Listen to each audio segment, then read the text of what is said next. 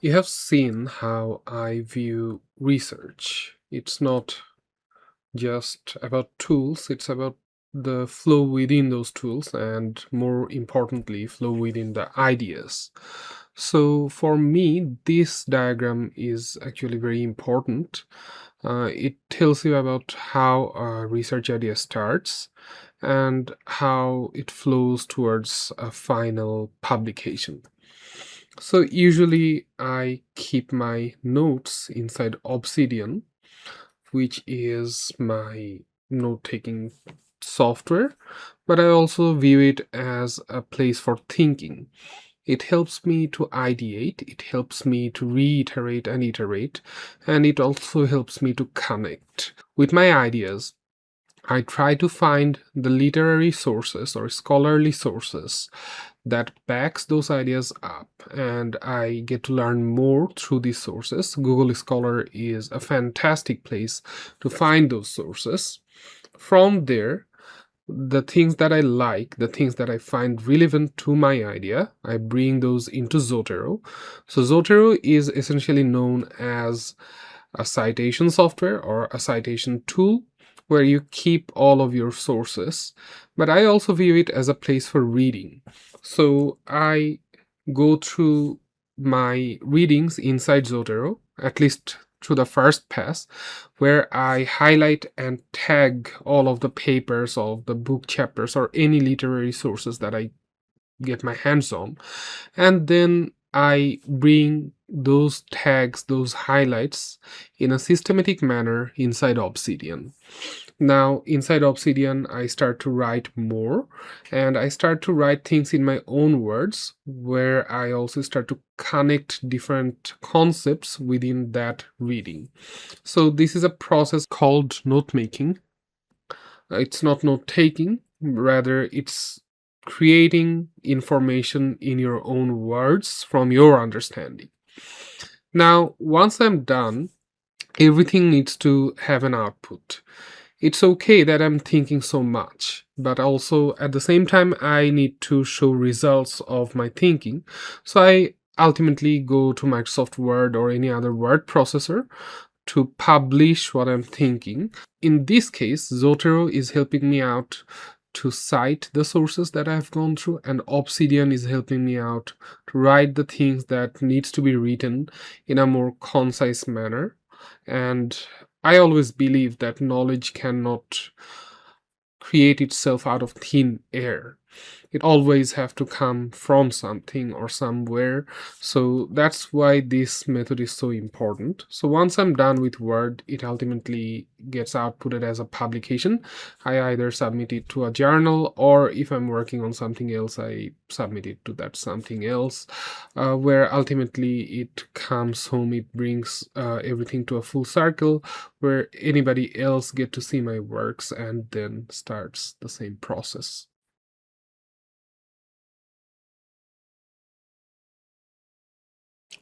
Let's start with Zotero installation.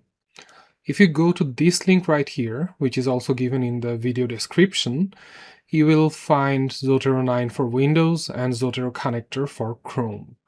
One thing to make sure that you're using Chrome as your research browser, because I don't see any other browser supporting the Zotero connector, so this is why using Chrome is important.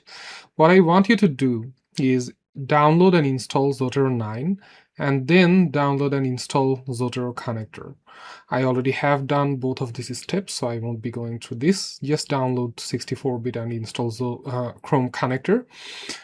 If you install Chrome connector right, you will see this tiny button right here. If you don't see it, you can click in the extensions inside Chrome and try to find Zotero. So here's Zotero. Make it pinned because it will come in handy pretty soon. Once you have installed Zotero, you'll open it up and you'll see an interface like this. In your case, you won't have any of these folders. This is years of research, but you can create a folder by just right-clicking here and adding a new collection. You can also sync your Zotero with your own email account. It can be your personal account, it can be your TTO account, but note that when you have created a syncing connection, it only gives you 300 megabytes of space, which is not like little in terms of PDF as far as it goes, but it's not infinite, just know that. Now, once you have installed Zotero, what I want you to do is go inside this link, which is Better BibTeX for Zotero. This is the plugin that would help us connect Zotero with Obsidian. To download, click on Installation and click on Latest Release. It will go inside this GitHub repo. You can just download this XPI file. If you click on it, it will direct you towards where it should be, so download it wherever you need to. Then go back inside Zotero, go inside Tools, and then go inside Plugins. And then here you'll click on this tiny bolt icon and install plugin from file. Click over there and show the XPI file that you just downloaded. In my case, I won't do that because I already have Better BibTeX for Zotero installed. And now you can read any paper you want. You can highlight any paper you want. I'll show you how in a second.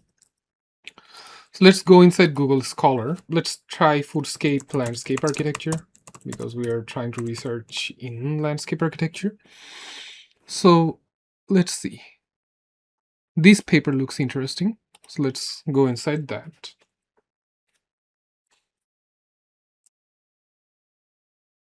Now, as soon as I'm here, I can click on this and let it load for a little bit.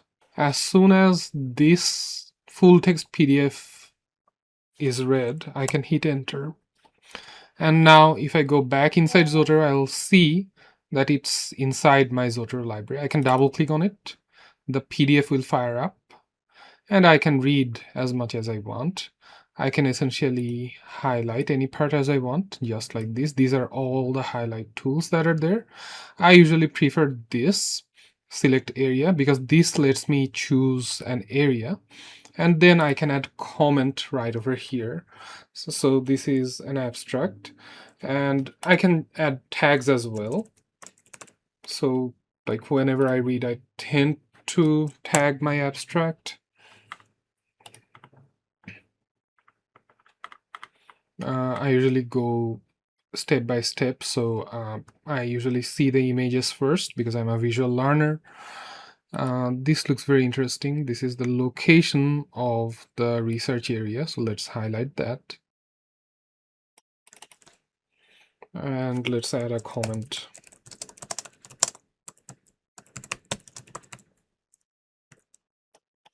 And let's add some tags. Map, location, research zone.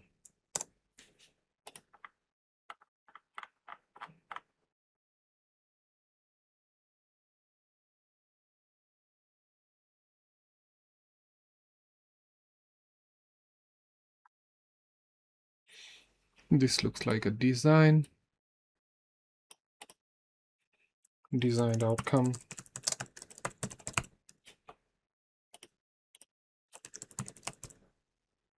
And design.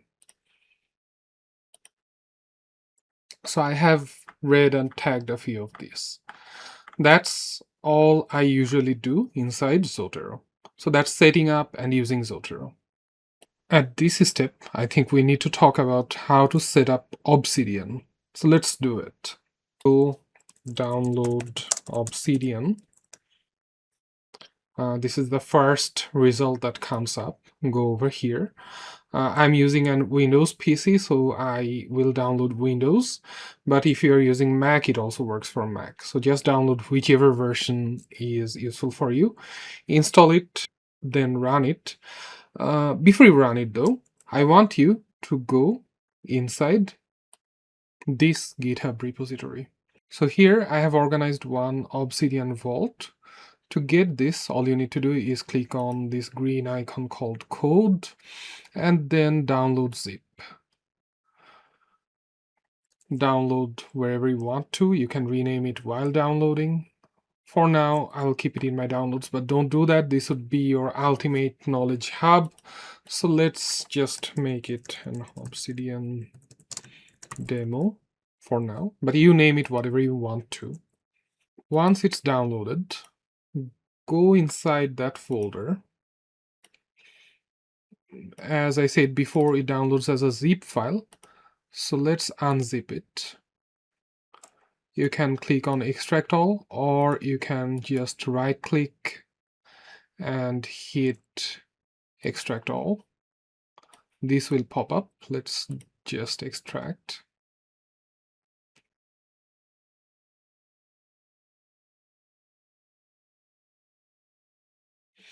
Now this is the folder that we want to use. Now let's run Obsidian for the first time. You can just go to start and search for Obsidian. Once you have run Obsidian, you will see this window for the first time. Because I have been using Obsidian quite a lot, I have a lot of different vaults. In your case, you won't see any of this. So you need to set up this folder as a vault.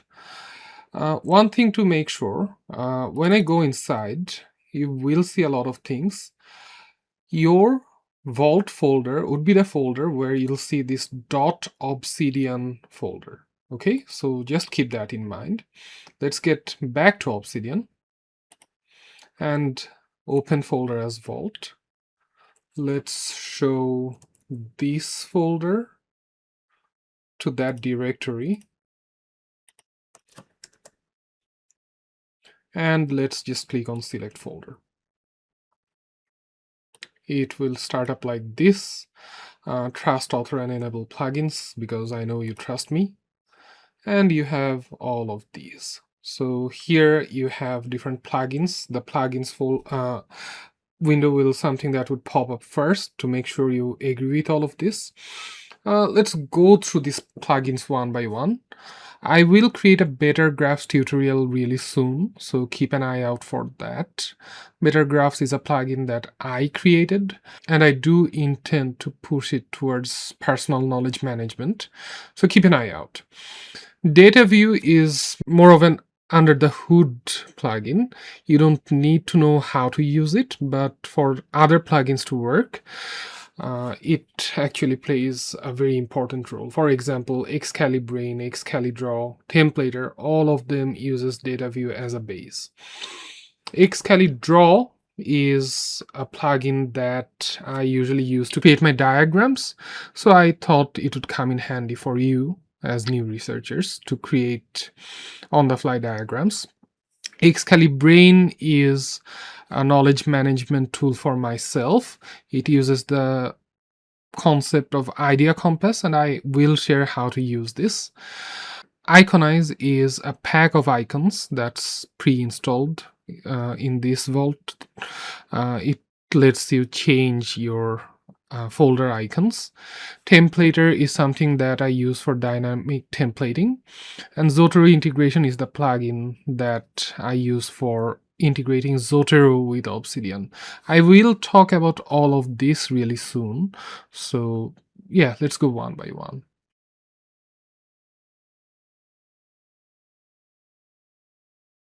Because we are trying to conduct research, I think connecting Zotero with Obsidian is the first thing that we need to learn. Although in a natural Obsidian learning setting, that would not be ideal. But here, let's start with that. One thing you need to know, if you want to commit any command, you need to press Ctrl-P or Command-P. That would bring up this. Now, let's try to search for Zotero. And here you'll see one command called Zotero Integration Template _ literature synthesis template for review papers. So let's click on that. It will bring up one window like this. And it will let you select one paper. as this paper is already selected inside Zotero, because we were working on this paper, we were reading it, this paper was open, this paper shows up. But you can get to choose different papers if you are in a different setting, but I prefer importing one by one. So let's double click on this and then hit enter.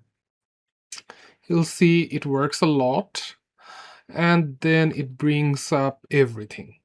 It brings up the abstract, it brings in the hashtags, it brings all the images that we highlighted. So this is super helpful for me. I don't need to go back and forth between Zotero and Obsidian, because this is actually like all set up.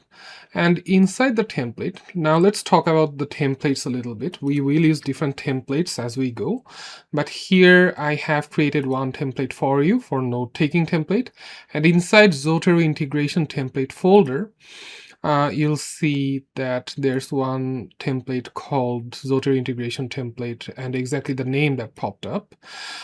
This is set up so that you can bring in all of your highlights, colored highlights as well. And it has this blank section for writing yourself. So I am an active reader who tends to write as he goes. So I usually write down my key takeaways, I write down the key summaries as I go. If any other details pops up, I write those as well. And then I tend to create a summary table as I go. More on those later. But this is actually super important for me. So this is the template that I'm using to create connection between Zotero and Obsidian. All of the literature that you import with that plugin usually go inside references, and then this is the paper that you just brought in. So it's an MD file. Now let's talk about Obsidian's interface. This is where you see all of your files and folders. You get to create a new file if you want, or you can create a new folder if you want. And then you can search for anything that you want. So our paper has one hashtag called location. So if I type in hashtag location, you will see that it shows up exactly under the file and under the file name. So in that way, Obsidian is actually super helpful. It lets you search super efficiently. So that's another reason I use Obsidian a lot. And yeah, that's how I usually use my Zotero Obsidian plugin. Also, if you want to access these images, the images are usually stacked under the images folder inside reference, and all of the papers will create a folder of their own, and you get to see all of these images separately. So that's very helpful as well, and you can do that if you want.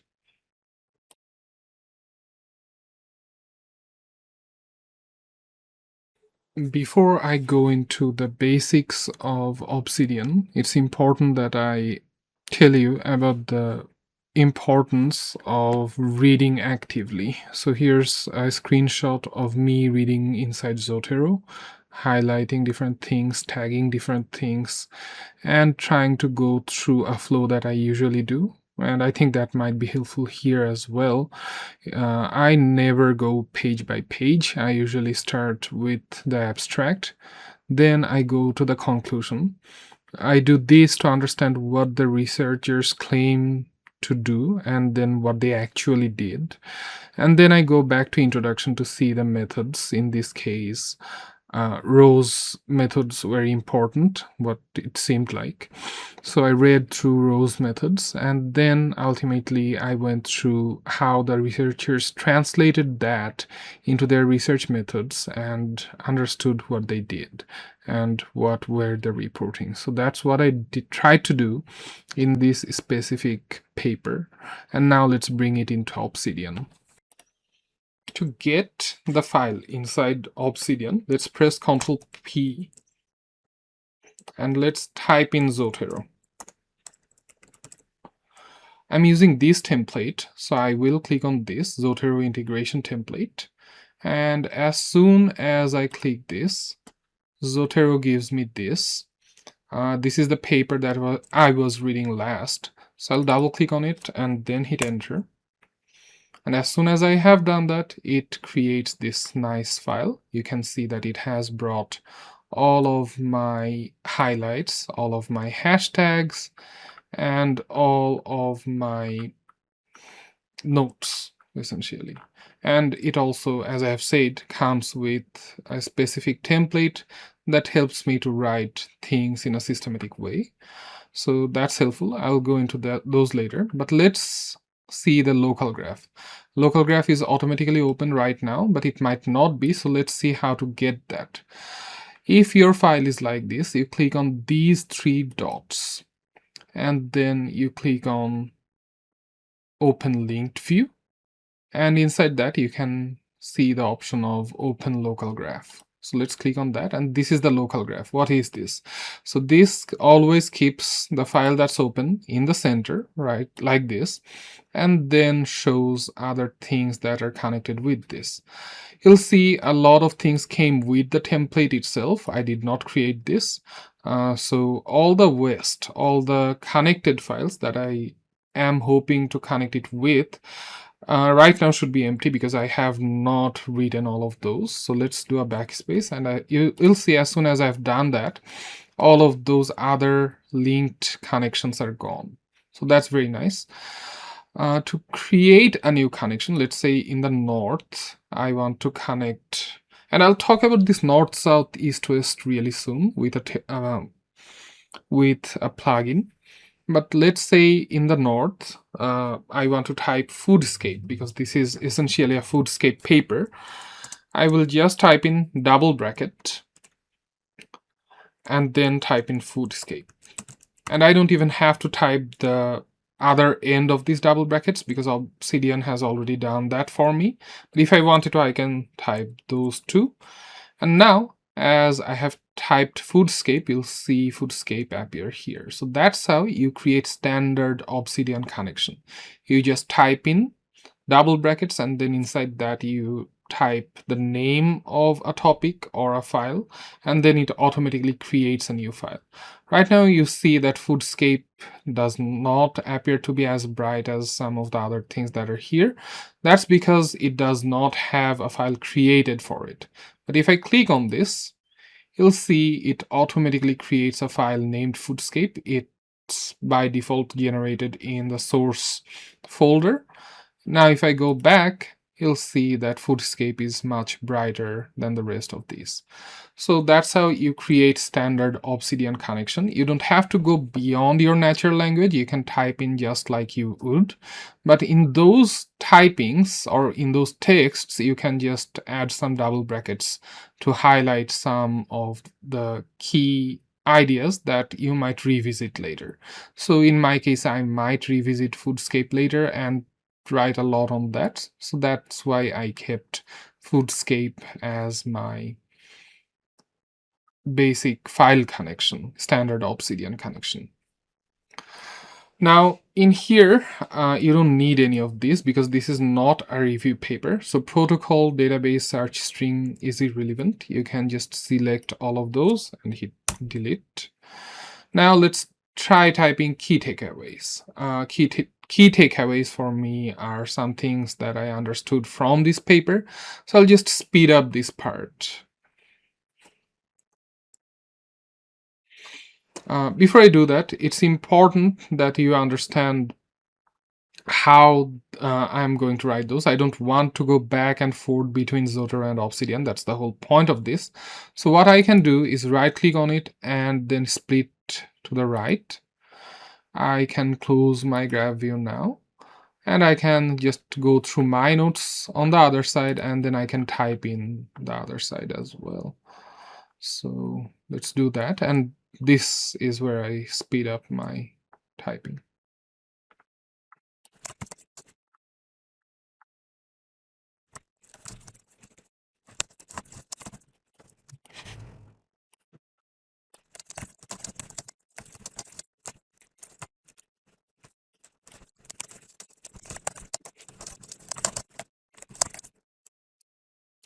Now I have written the key takeaways that I got from reading this paper. You see that I have created some of the double bracket Obsidian connections as I go. This takes a little practice. Initially, you won't be able to do it as fast, but I do suggest that you always revisit what you have written and then highlight the parts that you need to with those double brackets. So that's how you create and write while reading as well. This is active reading as well as writing. Now, let's talk a little about Obsidian formatting. I wrote down the key takeaways, which is good. You'll see that my text is of different colors as I go, with different highlights. You see strength and weakness itself has purple coloring, but strength inside strength and weakness as well has blue. This is kind of a meaning. This kind of means that there's a text hierarchy going on. So let's see how to do that. If you want to create a title, you just type in hashtag and then type a space and then type your heading. Or let's say this is a title. Now, if you want to type in the next step, or heading 1 in this case, you type in double hashtags and then type in your heading. Inside that, if you want to create a heading 2, triple hashtags and then heading 2. And then if you want to go one step further, 4 hashtags and heading 3. And you can go as far as you want. So let's type 5 hashtags. And that's how you do your text formatting. And you can use different themes. I'm using a theme called LYT mode, so it might be a good time to talk about themes as well. I have typed my stuff, but what if I don't like this look? What if I don't like this dark background? How do I change my themes? So to do that, you'll just click on this gear icon, and then you'll click on Appearance. You'll see that this specific vault comes with LYT mode because I shipped it like that. But what if I want something else? So I'll click on Manage, and then here I can type in whatever I want. Usually it does not do that. Today my PC is giving me trouble, so that's why there's these white spots. But I can search for whatever I want. So what if I want this guy? This looks very nice and warm. So let's try to use that. Let's just click on that and click on Install and Use. And then I can go back. Right now it says base color scheme is set up to system because I always use dark mode, but I can just use dark or light. And now I'm using the Anupuchin. So this is pretty nice. This is light. This is more of a natural reading experience. So if I wanted to, I can change the themes. You can see that my headings have changed their colors as well. So heading colors are mostly connected with the themes for viewing inside Obsidian. But here's another thing, you can always print with Obsidian. So if you click on these 3 dots once more, you can always click on Export to PDF, and then it will always export in a standard PDF format. So let's try to do that. Let's try Export to PDF. It will tell you to save in a place. Let's just save it here for now. And now it has saved it. So let's open the PDF. You'll see that no color came with the PDF, only the purple hashtags. But yeah, it's super simple. All the texts are in black, which is good because we don't want fancy colors when we are printing an official document. So from here, you can understand that we can also use Obsidian as an export format, but I don't recommend that. I always type my final formal documents inside Microsoft Word because that way I can cite from Zotero very easily. More on that later. So this is the basic of Obsidian. This is the basic that I wanted you to learn. Now let's go inside plugins. We'll go inside the plugins that we have installed in this vault, and we'll talk about them one by one, why we need them, why we use them, and how to use them. To see your installed plugins, again, you'll click on this tiny gear icon. Let me go back to my base theme, LYT mode, because I function over there better.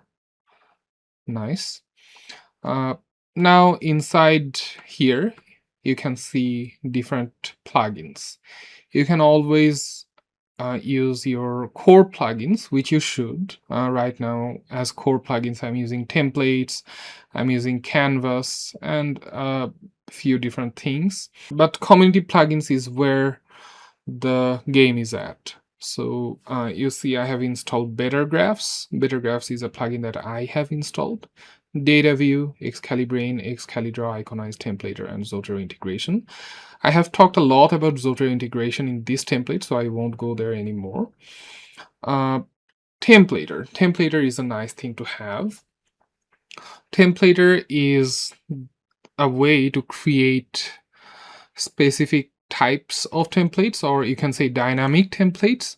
So let's see how our templates look like, because we are using Templater to create our templates. So this is our basic note-taking template. You see that here we have a specific block of code, here we have another block of code, and these are the Templater codes that we are using to create our templates. If I go inside our Zotero integration, you'll see they look a little different, but we are using a combo of templates and templater.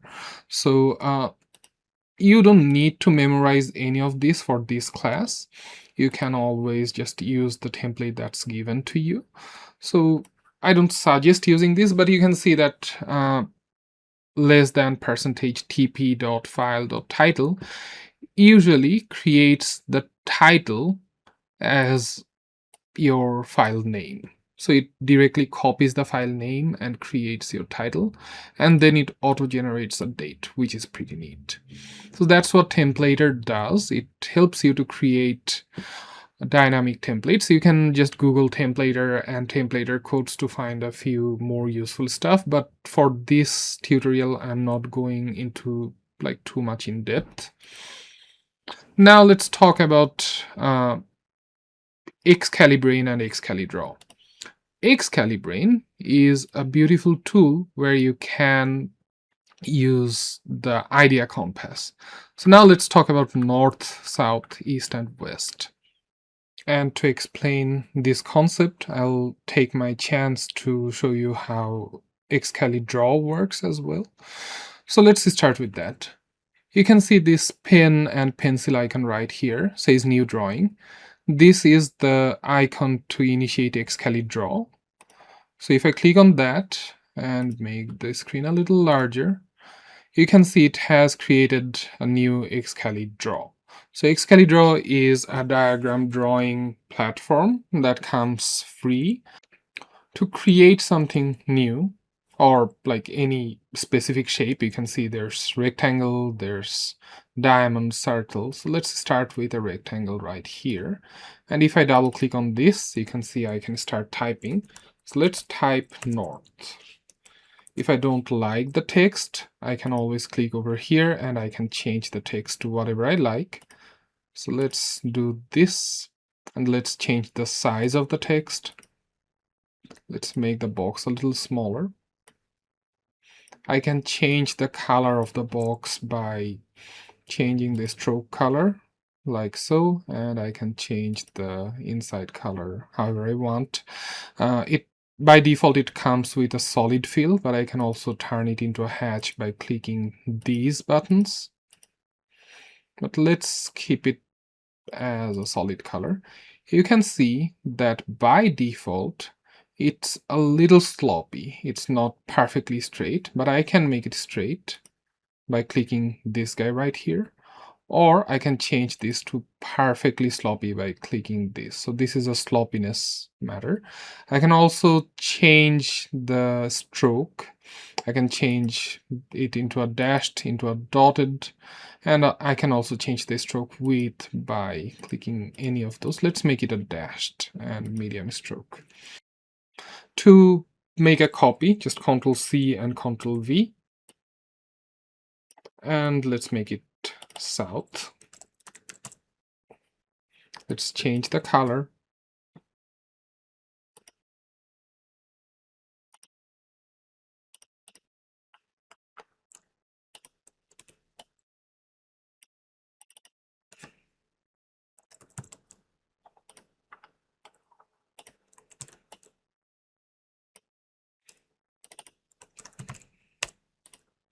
You can also try to align this. So if you select two of these, you can see these start to appear. You have to scroll a little further, and then if I click any of this, this will align these boxes. So let's do that. Let's go down, let's align. Great. Let's change the colors as well. West is connected, so should be green of sorts. And east is red, of course. East is opposing. So let's place an idea in the middle of everything. Let's make the sloppiness way less.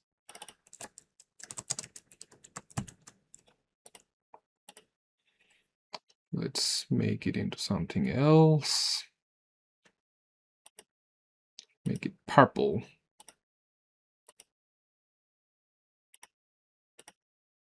Okay, so the idea sits in the middle, and then you have north, south, east, and west. So what do they mean? To draw an arrow, A is fine. North is usually the mother idea, means that it's generated, this idea is generated from this idea. Okay. South is where the idea is going. So south is usually the child idea, means that whatever this idea generates will and should be in the south of this idea. West are the connected ideas or the sister ideas,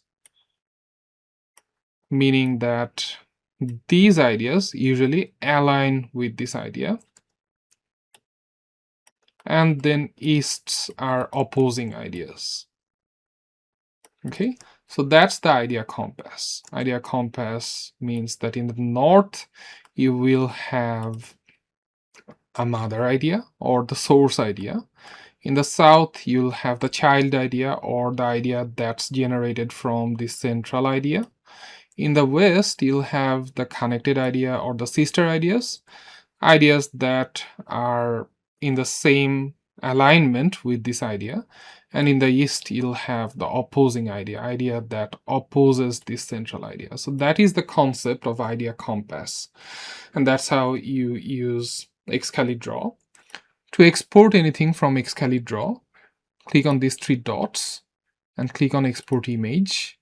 You can export an image into PDF, image such as JPEG, PNG, or export it as a screenshot. You can also scale up. So if you are in need of a very high resolution PNG, for example, you can scale it up as much as you want. And you'll see that there are options to PNG to Vault or PNG to clipboard or export PNG. So each of these are different options to save your file. If you want everything to stay inside your Obsidian, you can just click on PNG to Vault. It will create a PNG inside your vault. You can click on Export PNG. It will allow you to save wherever you like. And then PNG to clipboard will make a copy of the PNG and you can paste it to any document you want. So if you're writing a doc file in Microsoft Word, you can just do a PNG to clipboard and paste it inside Microsoft Word, and this should work. So that's how Excalidraw works. Now, where does Excalibrain comes in? To use Excalibrain, let's go back to the file that we were reading, which is this.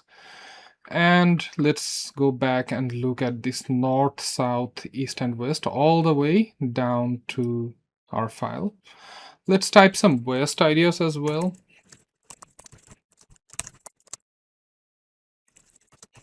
So now we have some north, south, and west. I can't think of anything that would be opposing to this idea, so let's keep east blank for now. You'll see that I have typed it inside 2 percentage signs. That means whenever I print this file, this will not show. Now you might be asking, why am I typing all this if I can't see what I'm typing? Well, seeing has different meanings for me. So let's type in Ctrl P and let's type in Excalibrain. So you can see as soon as I have typed in Excalibrain, I have Excalibrain normal and Excalibrain pop-out window. So this is where the idea of the idea compass comes into play. Let's do any of this. And as soon as I have done that, you can see that Excalibrain has created the idea compass for me. It has created some souths, it has created some norths, and it has created a bunch of west for me. So this is one way for me to do the knowledge visualization effectively.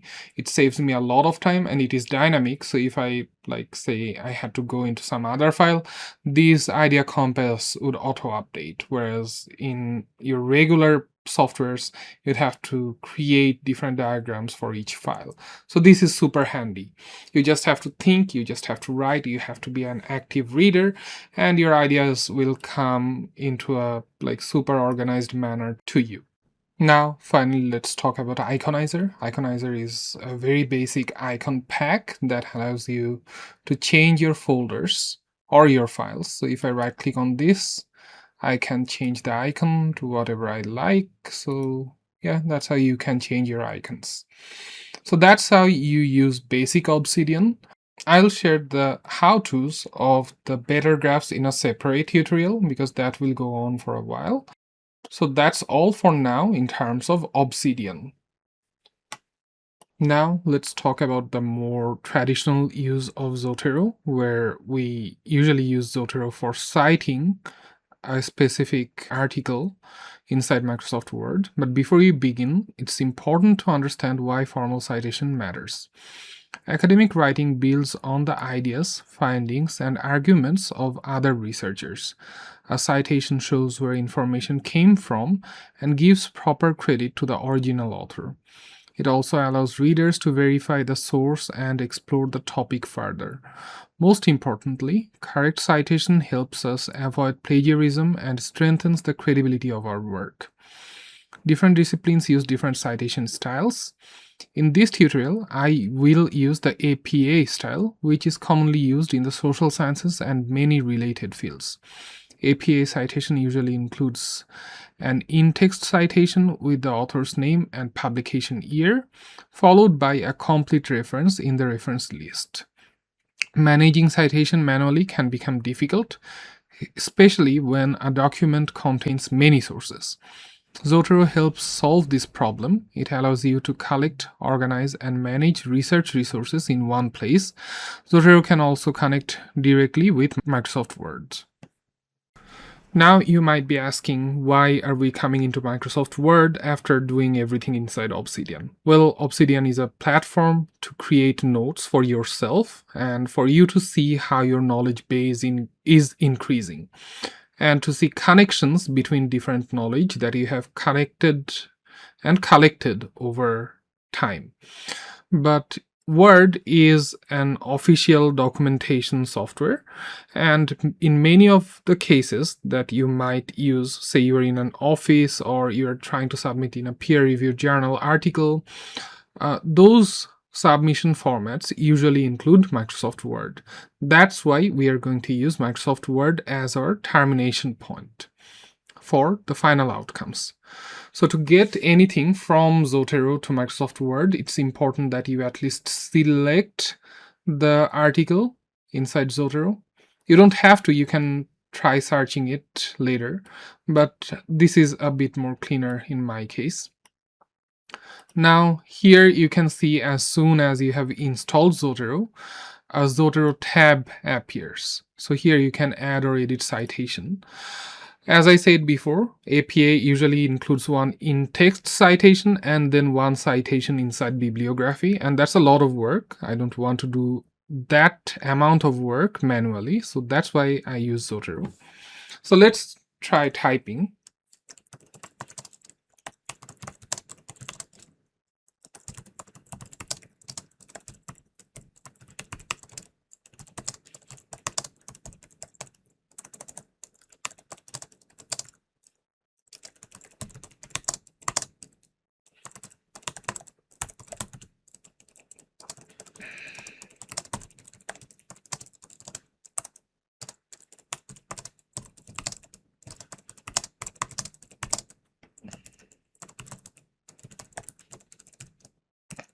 So that's what I understood from reading this paper.